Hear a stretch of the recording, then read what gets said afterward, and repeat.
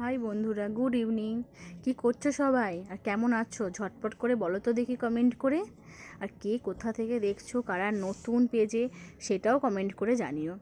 তো তো তোমরা তো বলবে না ভেবেই নিয়েছি, তোমাদের এতবার জিজ্ঞাসা করছি সবাই কেমন আছো বলো, কেমন আছো বলো, তোমরা তো কেউ রিপ্লাই করছো না যে না ভালো আছি কি।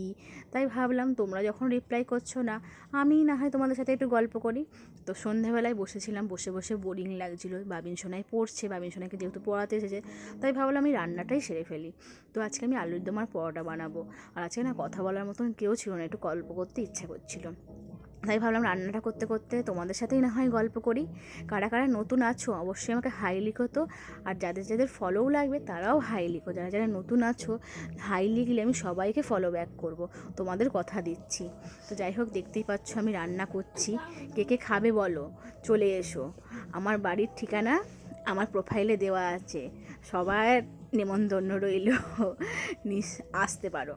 তো যাই হোক, কেমন আছো বলো, এবারও কি বলবে না? আশা করছি এবার বলবে কেমন আছো।